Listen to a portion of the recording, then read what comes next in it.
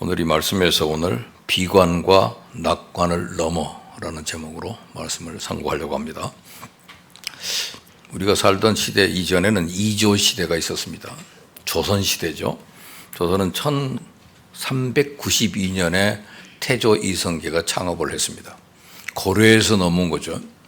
고려 시대는 일본의 그 왜구들이 수시로 침공을 해서 우리나라 자체가 임금이 다 도망갈 정도로 굉장히 많은 위협을 줬던 때가 있었습니다. 근데 태조 이성계가 정권을 잡은 이후부터는 그 이웃이 공격을 하지 않고 있어서 1392년부터 1592년 약 200년 동안 외부로부터 전쟁이 없는 편안한 시대를 삽니다. 근데 1583년이니까 1592년에 임진왜란이 일어났어요. 그보다 좀 전이죠. 1583년 조선의 대학자 율곡 이율곡이라고 알려져 있죠. 이가 선조 임금에게 나라가 태평하니 군대와 식량이 준비되지 않아 왜구가 침략해 와도 막을 수가 없습니다. 그러면서 그 유명한 10만 양병설을 주장하게 됩니다. 우리도 군인을 준비해야 됩니다. 10만 명은 준비를 해야 될 것입니다. 근데 선조와 조정은 율곡의 주장을 쓸데없는 걱정이라면서 별다른 반응을 하지 않았습니다. 개국 이래 200년 동안 이 나라가 평안했는데 무슨 전쟁이 일어난다고 그럽니까? 낙관론이 지배를 했던 때죠. 1590년에 일본의 동태를 한번 파악하기 위해서 통신사 일행이 1년간 일본을 탐방하고 돌아왔습니다. 거기도 탐방할 때 그 대표적인 그 책임자가 정사입니다. 정사, 부사.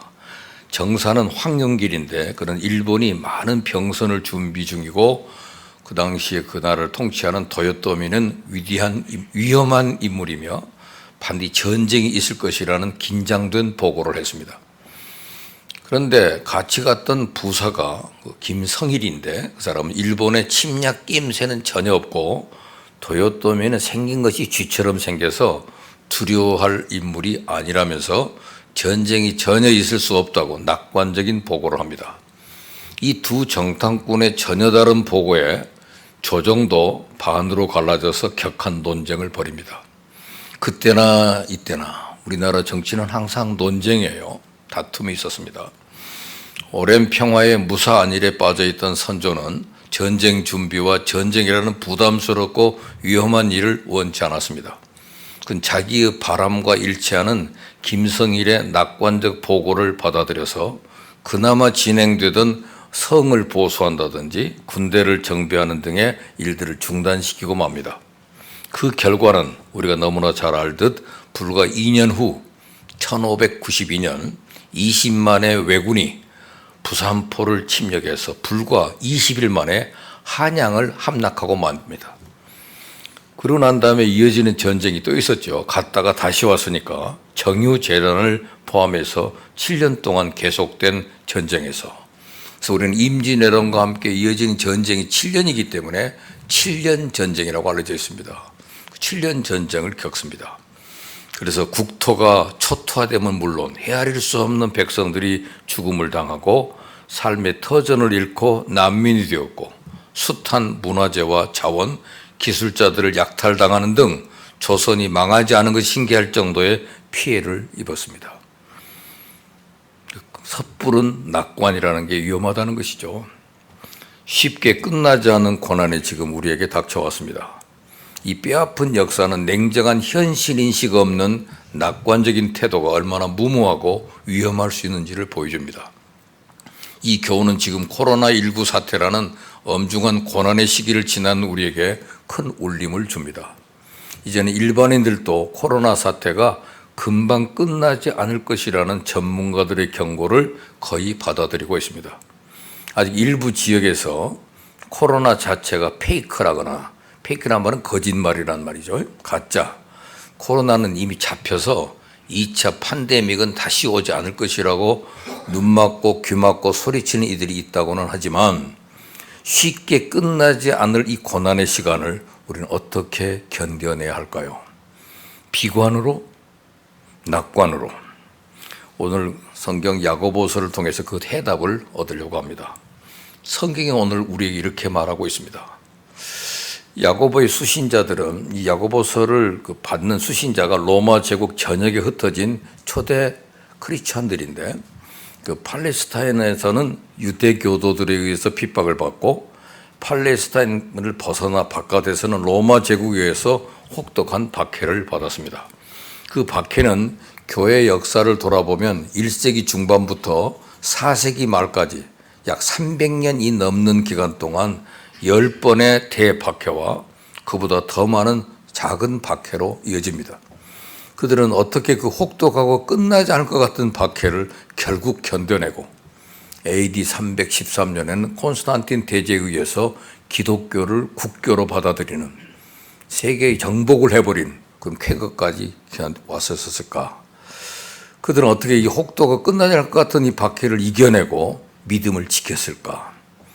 야고보는 그들에게 어떤 교훈을 줬길래 그 편지를 받은 독자들이 그들 견뎌냈다는 사실입니다.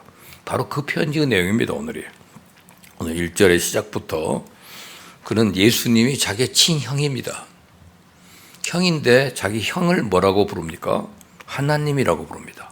하나님 그리고 주 예수 그리스도의 종 야고보는 자신을 가리켜 주 예수 그리스도의 종이라고 표현합니다. 그러면서 그는 흩어져 있는 12지파에게 문안을 드립니다 하는 편지로 이 편지가 시작된 거예요. 여기서 우리는 성공적인 인간관계를 위해서 필요한 두 가지 덕목을 발견하게 됩니다. 그것은 하나는 야고보의 눈입니다. 야고보의 눈은 가장 가까운 사람으로부터 보화를 발견하는 눈입니다. 가까운 내 직장 동료, 그 속에 감춰져 있는 보화, 그걸 볼 수 있는 눈이죠. 예수 그리스도를 바로 하나님으로 우리의 주로 볼 수 있는 눈이 야고보에게는 있었습니다. 그래서 그의 눈이죠. 또 하나는 그는 그 예수의 삶을 본받으려고 하는 태도가 있어서요.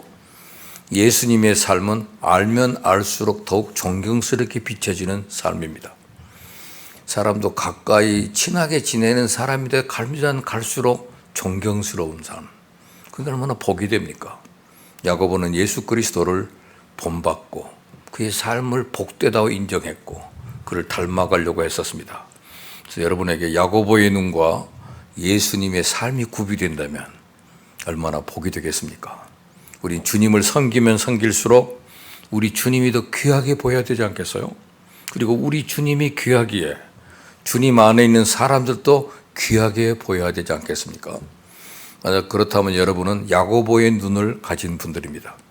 또한 우리 주님을 가까이 하고 섬길수록 더 귀하게 여겨지기에 살아가면서 주님의 삶을 담고 싶은 거룩한 열망이 더욱 생겨야 되지 않겠는가 하는 관점에서 이 말씀을 봅니다. 야고보는 주는 첫 번째 메시지는 현실을 직시하라는 겁니다. 끝나지 않는 고난을 견디는 첫 번째 교훈은 냉정하게 현실을 직시하라는 거예요. 정확한 판단하는 현실주의자가 되라는 말이기도 합니다. 현실을 냉정히 보지 못하게 막는 것은 비관주의와 낙관주의 모두 다 위험한 것입니다. 오늘 9절부터 먼저 보죠. 낮은 형제는 자기의 높음을 자랑하라 그랬습니다. 고난 중에 약자들은 자기 처지를 비관하기 마련입니다. 근데 자기의 높음을 자랑하라. 처지를 비관하지 말라는 뜻입니다. 왜 그렇습니까? 가장 낮은 자들이 높아지는 역전이 일어날 수 있기 때문입니다. 대한민국은 코로나 바이러스로 말해 세계 2위, 그냥 처참할 뻔했어요. 근데 그들이 지금 세상 사람이 가장 부러워하고 그렇게 김치를 먹는다고 천대하던 사람들 요새는 김치를 서로 사 먹으려고 하는 세상으로 바뀌어서 전세가 역전되고 있지 않습니까? 미국에서 지금 김치가 얼마나 많이 팔린다고 합니다. 김치 먹어서 한국이 저렇게 산다 소문이 나가지고 난리 나서요. 여러분들은 김치 우습게 볼지만 귀한 겁니다. 김치를 먹고 살았던 민족이라고. 이게 낮았던 사람이 높아질 수 있다는 사실을 보여주기 때문에 쉽게 자기 처지를 비관하지 말라는 겁니다. 비관적인 태도를 갖게 되면 고난을 극복할 수 있는 에너지를 모두 잃어버립니다. 자포자기해서 작은 고난과 실패도 일어나질 못해요. 비관주의만큼이나 현실을 못 보게 만드는 것이 또 있습니다. 10절 말씀, 부한 자는 자기 낮아짐을 자랑할지니 이는 그가 풀의 꽃과 같이 지나감이라 그랬습니다. 강자들은 자기의 처지를 낙관할 수 있습니다. 그러나 오히려 낮아질 것을 알라는 겁니다. 그래서 자기 처지를 너무 낙관하지 마라. 미국의 유명한 그 사건 9.11 테러 전에 미국의 부시 대통령의 참모들이 이미 테러 징후를 여러 차례 감지했다는 겁니다. 그러나 그들은 낙관적 소식을 요구하는 대통령에게 위험 신호를 지속적으로 전할 수가 없었어요. 혹시 대통령이 불쾌해하고 듣고도 무시하는 정보를 계속 전한다는 것은 쉬운 일이 아니기 때문에 그 보고를 못했다 합니다. 지난 2월에도 미국의 코로나 환자가 처음 발생했을 때 통치자 대통령은 아무것도 아니고 이런 것들은 기적같이 사라질 것이라고 하다가 그러면서 예견까지 해서 4월이면 싹 사라진다 하다가 또 여름이면 다 사라질 거다 그러더니 여름에도 안 사라지잖아요. 안타깝게도 이 두 경우 모두가 냉정한 현실인식 없는 낙관주의의 대가를 힘없는 국민들이 치르고 있는 것입니다. 어떤 고난과 위험과 위기든 그것을 성공적으로 극복하려면 불필요하게 비관하지도 말아야 되지만 동시에 대책 없이 낙관하지도 말아야 된다는 얘기입니다. 오히려 그것을 정확히 이해하는 노력이 필요합니다. 현실을 직시하라는 거죠. 그래서 11절에 해가 돋고 뜨거운 바람이 불어 풀을 말리우면 꽃이 떨어져 그 모양의 아름다움이 없어지나니 부한 자도 그 행하는 일에 이와 같이 쇠잔하리라. 이것은 너희 육신은 결국 흙으로 돌아갈 것이라는 말처럼 자명한 진리입니다. 지금 아무리 건강해 보여도 결국 우리는 늙고 죽음을 맞이할 것이라는 말처럼 지금의 부와 영화가 아무리 크고 견고해 보여도 결국은 과거의 모든 제국들이 그러했고 당대의 부자 권력자들이 그러했던 것처럼 결국은 모래성처럼 허물어질 것이라는 사실을 정확히 인식하라. 정확한 현실인식을 강조하는 말씀입니다. 첫 번째는 현실을 직시하라. 둘째는 지혜를 얻으라는 겁니다. 비관하지도 낙관하지도 않고 정확히 현실을 인식하려면 어떻게 해야 됩니까? 먼저 지금 벌어지고 있는 일을 신뢰할 수 있는 언론을 통해서 잘 살펴봐야 됩니다. 신뢰할 수 있는 언론이 참 중요합니다. 신뢰할 수 없는 거짓 정보에 속아 넘어가는 이들이 원래 너무 많아요. 요즘 바다에 떠다니는 셀 수 없이 많은 플라스틱 쓰레기처럼 요즘 카톡과 유튜브의 바다에 떠다니는 쓰레기 정보를 보면서 정말 안타까움을 느낍니다. 정확한 출처도 근거도 확인할 수 없는 카더라 통신, 그렇다 카더라 그래서 카더라 통신이라고 하잖아요. 유언비어를 유비통신이라고 그럽니다. 그런 것들이 지금 너무 많이 돌아다녀요. 그래서 우리의 마음을 현혹시킵니다. 지금 모든 사람에게 알려주세요. 아니면 큰일 납니다. 저한테도 수없이 많은 카더라 통신이 날라옵니다. 당장 나라가 망할 것 같아 불안하고 그런 얘기들. 제3세계의 많은 이들이 신선한 생수를 구할 수 없어서 오염된 물을 마시고 온갖 병에 걸리고 수명이 단축되고 있습니다. 서구 세계에서는 오염된 정보를 습득한 이들의 영혼과 정신이 온갖 병에 걸리고 죽어갑니다. 오염된 정보는 우리를 현실을 실제보다 비관하게 하거나 낙관하게 만듭니다. 여러분, 생수를 마셔야 건강하듯 정확한 정보를 접해야 정신과 영혼이 살 수 있습니다. 그래서 신뢰할 수 있는 언론을 찾으라. 그러면서 동시에 역사를 돌아보라. 역사를 볼 줄 알아야 됩니다. 과거 역사를 통해 인류가 어떻게 이런 유사한 고난을 겪었고 견뎠고 이겨냈는지를 이해하면 현실을 이해하는 데 큰 도움이 될 겁니다. 역사를 아십니까? 우리가 가끔 요즘 20세기 초에 있었던 패스트균에 대하여 흑혈병이라고 그러죠. 흑사병. 그 병이 들어와서 대한민국 조선 사람들이 15만 명이 죽었습니다. 그 당시 인구가 얼마 안 되기 때문에 그건 엄청난 숫자가 죽은 것들은 거죠. 근데 유럽을 보니까 유럽도 엄청나게 많이 죽었는데 주로 태반이 어디서 많이 죽었냐 그랬더니 교회에서 죽었다고 그러더라고요. 가서 기도만 하면 괜찮다. 모이자 통성기도하고 막 모여 있다가 전부 죽었어요. 과거 역사의 교훈을 보란 말이죠. 그래서 이 교회에 지금 관심을 갖는 겁니다. 교회 조심하자. 그래서 그만큼 교회도 이 역사적 교훈을 무시하면 안 됩니다. 과거 이런 일들이 이런 종교 집단에서 쉽게 많이 감염되고 믿음은 가지면 이 병이 안 걸린다고 생각하지만 천만의 말씀. 정치 권력을 갖고 있는 대통령도 걸리고 영국인 수상도 걸리고 많은 목사님들이 걸려있고 제 친구가 브라질 선교사가 지금 사경을 헤매고 있습니다. 제 동료가 지금 미국에서 죽었어요. 그 장모님도 걸려서 돌아가시고 그의 아내까지 지금 병에 걸려 있습니다. 한 가족이 장례식도 치르지 못해요. 이미 그냥 끝나버린 상황이. 끔찍한 일이 있습니다. 역사를 보고 교훈을 얻으라는 겁니다. 그 다음에는 미래를 봐야 됩니다. 전문가들과 학자들의 분석과 전망을 들으면서 이 사태가 어떻게 흘러갈지를 예견해 봐야 돼요. 이렇게 과거를 통해 현재를 보고 미래를 전망하는 것을 지혜라고 하는 겁니다. 그러니까 지혜를 가지라는 거예요. 이런 지혜를 주님은 자기 자녀들에게 주기를 원합니다. 5절의 말씀을 보세요. 5절이 참 중요한 말씀입니다. 너희 중에 누구든지 지혜가 부족하거든 모든 사람에게 후히 주시고 꾸짖지 아니하시는 하나님께 구하라. 그리하면 주시리라 그랬습니다.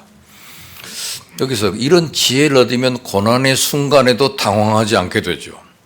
우리 옛말에 호랑이에게 물려가도 정신만 차리면 산다고 한 것처럼 아무리 혹독한 고난이 와도 이 모든 일의 이유와 상황과 전망을 알게 되면 당황하지 않고 극복할 길을 찾아낼 수가 있습니다.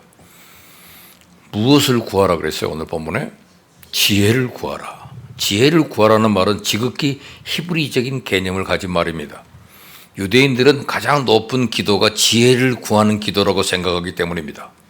여러분 시련을 만났을 때 이 시련을 없이 해달라고 기도하지 말고 시련을 잘 이겨낼 수 있는 지혜를 달라고 기도해야 됩니다. 그렇다면 도대체 지혜라는 게 뭐냐? 지혜는 듣는 거예요. 하나님께 말하려고만 하지 말고 하나님 말씀을 들으라는 겁니다. 새벽 기도에도 오시면 먼저 새벽 기도를 중심으로 기도의 중점 포인트가 달라지잖아요. 기도회가 시작되기 전에 주로 듣는 기도를 하고 기도회가 끝나고 나면 탄원하는 기도를 하는 겁니다. 듣는 기도와 탄원하는 기도가 1대1이 되어야 돼요. 지혜는 듣는 겁니다. 지혜는 선악을 분별하는 겁니다. 지혜는 부흥의 눈과 같다고 그랬습니다. 어둠 속에서 더욱 빛을 발하는 겁니다. 지혜는 나를 계수하는 거라고 그랬습니다. 모세가 쓴 시편 90편에 나와 있는 나를 계수한다는 말은 시간을 소중히 여긴다는 말입니다. 이와 같이 여러 가지 정의를 살펴보는데 그러한 정의를 보면 그리스도인의 성공적인 신앙생활에 지혜가 얼마나 소중합니까? 그러면서 기도를 할 때 누구에게 구하라고 그래서요? 누구에게? 지혜가 필요하면 누구한테 구하라고 그랬습니까? 그냥 하나님께라 그러면 안 되죠. 후히 주시고 꾸짖지 아니하시는 하나님께 구하라고 말입니다. 뭐 좀 하나 주면서 아껴 써라 또 달라고 그러냐 이렇게 짠소리를 하지 않아요. 하나님은 후히 주시고 꾸짖지 아니하신 하나님이란 말이 참 매력적인 표현입니다. 후히 주시는 분. 하나님은 하나 달라고 하면 열을 주시는 하나님. 하나님은 인색하지 않아요. 다만 주어서는 안 되겠기에 안 주는 겁니다. 어린아이에게 달라는 대로 다 줄 수 없는 것처럼 돈만 버린다면 몰라도 자식까지 망치게 된다면 주시겠습니까? 그러나 훌륭한 인격으로 준비된 다음에는 줍니다. 하나님은 사려 깊은 분이기 때문에 준비가 된 심령에게만 주시는 겁니다. 적재가 되면 적소에 배치하시는 하나님. 준비되면 주시는 거예요. 후히 주십니다. 근데 후히 주시면서도 꾸짖지 아니하시는 하나님이란 말이 더 멋있습니다. 사람은 되게 주면서 또 달라고 그래. 거기 정죄한 듯. 책망의 눈초리를 하면서 주는 경우가 있어요. 받는 사람의 자존심을 팍 상하게 하는 거죠.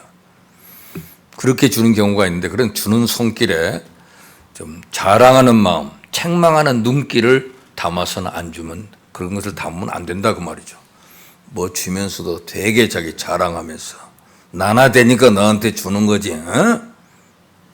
되게 불편하게 하잖아요, 사실은. 하나님은 그렇게 안 하신다 말이죠. 후히 주시고 꾸짖지 아니하시는 하나님께 구하라. 어떻게 구하라고 그랬어요? 믿음으로 구하라고 그랬어요. 부마음을 품지 말고. 두 마음이라는 게 뭡니까? 영어로 double minded person이라고 그래요. 두 마음을 품은 사람은 얻을 수가 없다. 안 되면 어떻게 하겠다고 다음 일을 미리 생각하는 것을 우리가 두 마음이라고 합니다. 이 직장이 안 되면 딴 데 가면 되지 뭐. 이렇게 마음을 두 마음이라고 그래요. 이 손님 아니면 다른 손님을 찾지 뭐. 이렇게 마음이 갈라지는 것이죠. 열심히 믿음으로. 일본 말로는 그 언어 표현이 참 이쇼겐메인이라는 말을 사용하는데요. 이쇼겐, 목숨을 걸고 하나를 택하면 거기에다 열정을 다하는 것이죠. 그래서 믿음으로 구하는 것이 바로 그겁니다. 두 마음을 품지 말고. 사업을 할 때 어떻게 합니까? 신중히 결정하고 한번 결정했으면 사명으로 알고 최선을 다하라. 경영하기도 그럽니다. 사람을 쓸 때는 의심하지 말고 의심이 되면 쓰지를 말고 사람 택했으면 버리지 말라는 거예요.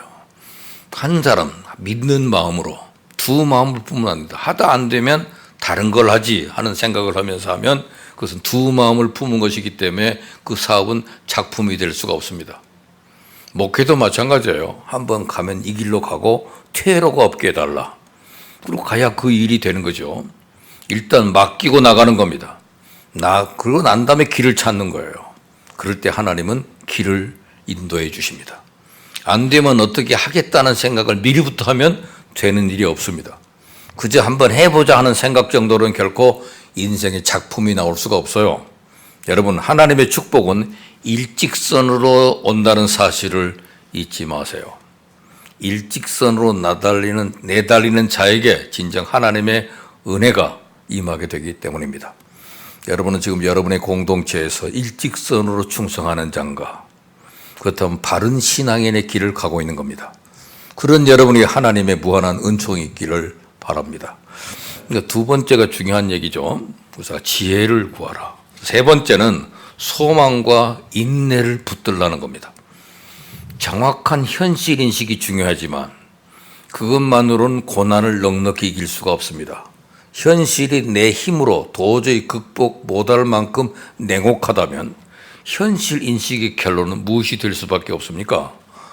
절망 아니면 포기겠죠. 현실 인식에 더해 그 고난을 극복할 소망이 있는지를 찾아야 됩니다. 그 소망이라는 게 뭡니까? 오늘 12절 말씀 12절에 뭐라고 그랬습니까? 시험을 참는 자는 복이 있나니 이는 시련을 견뎌낸 자가 주께서 자기를 사랑하는 자들에게 약속하신 생명의 멸관을 얻을 것이기 때문이다 그랬습니다. 시련의 끝에는 실패가 아니라 주님이 주시는 상, 영생이 있다는 것을 깨닫는 겁니다. 우리에게 영생을 주시기 위해 우리가 넘어지지 않도록 주님은 우리를 붙들어 주시고 도와줍니다. 축복을 받는 자는 고난만을 받는 자가 아니라 그의 의무를 수행함에 있어서 당면하는 모든 어려운 가운데서도 인내와 견실함으로 견뎌내는 사람이에요. 만약 환난이 우리 자신의 잘못 때문에 일어나는 것이 아니라면 우리를 비참하게 만들지는 못할 겁니다. 축복은 환난으로부터 생겨지게 되며 우리는 그 환난 속에서 축복을 받게 됩니다. 환난이 선한 인간의 행복을 빼앗아가는 것이 결코 아니고 오히려 그 행복을 증진시켜 주는 겁니다. 고통과 유혹은 영원한 축복을 향하는 겁니다. 시험 당했을 때 생명의 면류관을 얻게 되는 것은 그가 옳다고 인정함을 받은 때입니다. 그리고 그의 덕이 진실한 것과 마치 금속이 불로 재련돼서 순수하게 됨으로써 가치가 인정되듯이 그 고귀한 가치가 인정될 때 그리고 그의 온전함이 분명히 밝혀질 때 비로소 위대하신 심판자로부터 모든 것을 인정받게 되는 겁니다. 여기서 우리는 하나님께 인정받는 그리스도인이 시련 중에서 가질 최대의 목표이고 이 목표의 성취가 결국 그리스도인의 축복이 되며 따라서 이것으로 인해서 생명의 면류관을 받게 된 것임을 명심해야 됩니다. 시련을 당한 그리스도인은 면류관을 쓴 사람이 될 것이고 그가 쓰게 될 면류관은 바로 생명의 면류관입니다. 그 면류관은 그에게 희열이 될 것이고 영원히 계속될 겁니다. 우린 잠시 동안 고통을 당하나 면류관은 영원히 쓰게 된다는 거. 생명의 면류관 속에 포함된 이 축복은 의의 고난자들에게 약속된 겁니다. 그리고 우리가 시험이 이기고 견디는 것은 하나님과 우리 주 예수 그리스도에 대한 사랑의 원리로부터 하며 그렇지 아니하다면 우리는 주께서 자기를 사랑하는 자들에게 약속하셨다는 약속과는 아무런 관련이 없습니다. 바울은 어떤 사람이 종교심에서 자기 몸을 불사르도록 내어줄지라도 사랑이 없으면 그것이 아무것도 아니다 그랬어요. 그에게 주시는 대상이 되지 못한다는 거, 긍휼과 하나님과 인간에 대한 신실한 사랑이 없기 때문에 그것은 아무 무효다 그 말이죠. 생명의 면류관은 위대하고 남보다 뛰어난 성자들에게만 약속된 것이 아니라 그 다음이 하나님의 사랑의 지배를 받는 모든 사람들에게 약속된 겁니다. 하나님을 진실로 사랑하는 모든 영혼이 이 세상에서 받을 시련이란 사랑이 완전히 성취된 윗세계에서 충분히 보상받을 만한 시련이라는 것입니다. 그리고 네 번째 명령입니다. 인내를 배우라는 겁니다. 인내를 배워라. 직장 생활하면 이직률이 높다고 그러잖아요. 3개월을 못 버틴다. 1개월 만에 그만둔다. 어떤 분은 가도 직장 가면 지금 여기 20년째 다니고 있어요 그러더라고. 이 사람은 뭔가 배운 사람이에요. 인내를 배운 사람입니다. 오늘 3절 보세요. 너희 믿음의 시련이 인내를 만들어내는 줄 너희가 알미라. 그러면서 4절에 인내를 온전히 이루라. 이루라 그 말은 배우라 그 말이에요. 이는 너희로 온전하고 구별에 조금도 부족함이 없는 그 주님처럼 되게 하려고 이 성경이 약속하는 소망입니다. 이 소망은 궁극적인 승리예요. 이 소망은 근거 없는 낙관과 다릅니다. 대개의 낙관은 자신의 바람을 투영한 생각 덩어리예요. 아무 일 없었으면 좋겠다. 행운이 찾아오면 좋겠다. 병이 빨리 나았으면 좋겠다. 비즈니스가 잘 됐으면 좋겠다. 좋은 대학에 들어갔으면 좋겠다. 이런 낙관은 마치 꿩이 조그만 구멍에다가 머리만 집어넣고는 사냥꾼이 안 보이니까 위험이 없겠다 생각하는 거나 다를 바 없습니다. 쓰나미가 밀려오는 현실에 눈 감고 가만히 금방 사라졌으면 하는 마음을 떠올리는 것은 믿음이 아니고 근거 없는 낙관에 불과한 겁니다. 간절히 바라면 우주가 도와줘서 모든 일이 잘 된다는 식의 긍정적인 사고방식을 믿음으로 포장했던 지난날의 교회의 잘못된 가르침도 사실 근거 없는 낙관일 뿐입니다. 소망이란 확실한 출처에서 나온 약속을 붙드는 겁니다. 그 출처는 바로 살아계신 하나님입니다. 그분이 주신 약속은 시련을 통해 자녀들에게 인내를 가르치시고 그 인내를 배워 시련을 견딘 이들에게 최후 승리를 주시겠다는 겁니다. 그 최후 승리란 하나님의 성품을 닮은 자녀로서 하나님과 더불어 살아가는 영생의 삶입니다.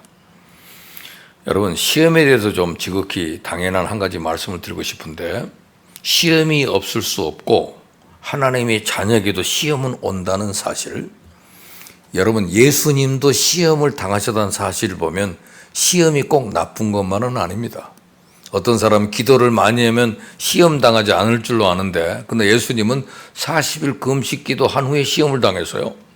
솔직히 말하면 높고 큰 사람, 가능성이 있는 사람이 큰 시험 당할 가능성이 많습니다. 그러면 기도를 많이 하면 어떻게 될까요? 기도하면 시험을 당하지 않는 시험 면제자가 되는 게 아니고, 기도하면 시험을 이기고 극복할 수 있는 영적 능력을 얻는 겁니다. 그러면 시험을 당해도 시험 들지 않는 경지에 들어서게 된다는 말이에요. 여러분, 시험을 당한다는 말하고 시험에 든다는 것을 구분해야 됩니다. 누구나 시험을 당합니다. 기도를 많이 해도 시험을 당합니다. 그러나 누구나 시험에 들지는 않습니다. 기도하면 시험에 들질 않아요. 그리고 사람들은 대개 성령이 충만하면 시험이 없을 거라고 생각하는데, 마태복음 4장 1절에 보면 예수께서 성령에 이끌려 마귀에게 시험 받으러 광야로 갔다 그랬어요. 성령을 받으면 시험이 없다는 말도 틀린 말입니다. 지금 누구에게나 시험은 있습니다. 근데 그러한 시험을 맞이할 때 어떤 자세를 취하라는 얘기입니까?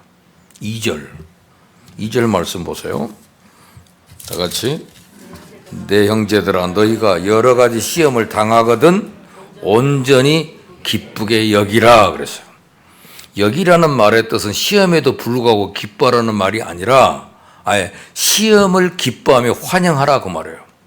왜 시험을 기뻐하고 환영해야 됩니까? 결과가 뻔하니까요. 결과를 뻔히 알기 때문에 그 뻔한 결과는 성도의 최종 승리입니다. 하나님의 자녀가 바르게 기도하면 그 결과는 뻔합니다. 그러나 기도하지 않으면 그 뻔한 결과가 일어나지 않습니다. 믿음 별것 아니에요. 저는 뻔한 결과를 뻔하게 일어나게 하는 것이 바로 믿음이라고 생각해요. 말씀대로 온전히 기뻐하면 그 뻔한 결과가 일어나지 않는 법이 없습니다. 요한복음 16장 33절에 예수님이 세상에서는 너희가 환난을 당하나 담대하라. 내가 세상을 이겼노라 그랬습니다. 아버지가 이겼는데 왜 아들이 그것을 걱정합니까? 욥이 시험 당할 때 이런 신앙 고백을 했어요. 나의 가는 길을 오직 그가 아시나니 그가 나를 단련하신 후에는 내가 정금같이 나오리라. 나의 가는 길을 주님이 아시는데 뭔 걱정입니까? 그리고 누가 단련한다고 그랬어요?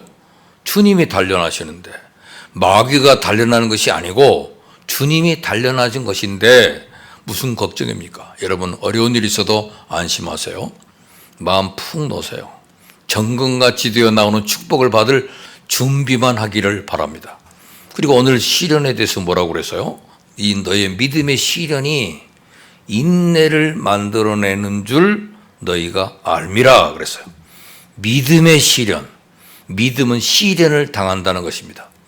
정말 믿음으로 하는지 안 하는지를 테스트 받는다 그 말이에요. 인내를 만들어내는 줄 너희가 안다. 그것이 바로 신앙의 기초입니다. 그것도 모르냐 그 말이잖아요. 이 안다는 구절이 로마서 5장 3절에도 있는데 이뿐 아니라 우리가 환난 중에도 즐거워하나니 환난은 인내를, 인내는 연단은 소망을 이루는 줄 알미로라 그래서요. 환난은 뭘 만든다고요? 인내를. 인내는 연단을. 이 연단이란 말을 NIV 성경엔 캐릭터라고 번역을 해서요. 캐릭터가 바뀝니다. 사람이 인내를 통해서 사람의 캐릭터가 바뀌면 소망이 생긴다는 얘기입니다. 그것을 우리가 안다 그 말이에요. 그렇게 되어진 줄 안다. 시련이 인내를 만들어낸 줄 알면 어떻게 해야 됩니까? 그 다음에 4절에 인내를 온전히 이루라 그랬습니다. 인내하라가 아니에요. 인내를 온전히 이루라는 권면인데 그 말은 인내를 포기하지 말라 그 말이에요. 그 순간 하나님은 우리에게 온전함을, 구비함을, 만족함이라는 여러 가지 귀한 것을 선물로 주십니다. 그러므로 오늘 본문을 통해서 우리는 우리의 인격을 아름답게 빛는 영적 화장품이 있음을 알 수 있습니다. 그것은 바로 우리로부터 나오는 인내입니다. 그리고 인내를 만들어내는 원료가 바로 믿음의 시련입니다. 여러분 영적 화장을 잘해서 언제나 아름다운 성도로 드러나 보이기를 소원합니다.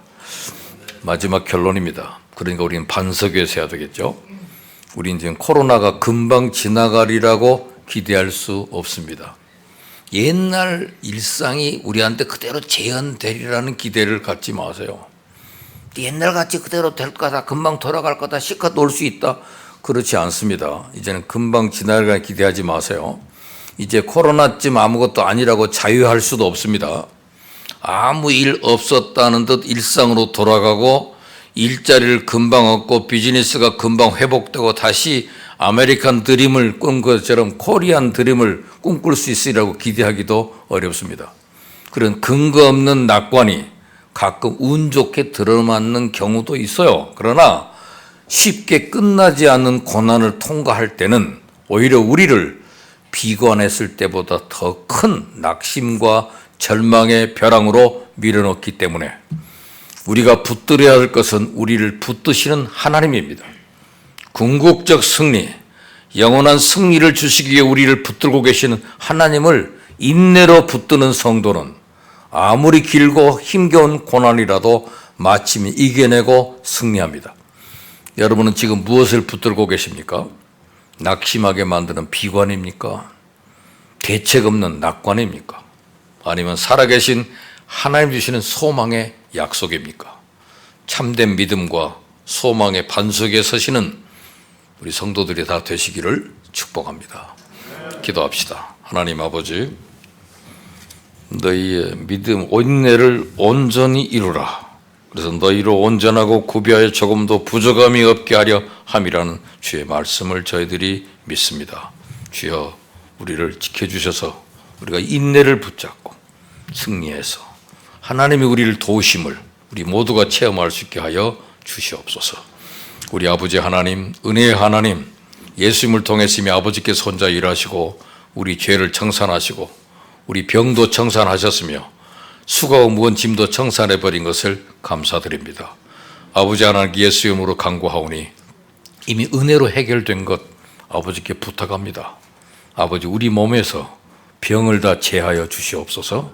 병을 다 멸하여 주시옵소서. 병의 뿌리를 뽑아버려 주시옵소서. 병이 우리 몸에 남아있지 못하게 하여 주시옵소서. 우리 힘으로 싸우지 않고 이미 하나님께서 싸워 이겨놓은 것을 우리는 의지합니다. 은혜로 고쳐 주시옵소서. 수고하고 무거운 짐을 주님께 맡깁니다. 일은 하나님의 것, 일을 행하시고 만들어 성취하시는 하나님, 하나님 맡아 처리하여 주시고 저희들에게 휴식을 주시옵소서. 평안을 주시옵소서. 승리를 주시옵소서. 성령으로 충만케 하여 주시고 하나님 영광이 넘치게 하여 주시옵소서. 우리의 기도를 들어주심을 감사하고 예수님 이름으로 축복하며 기도하옵나이다. 아멘.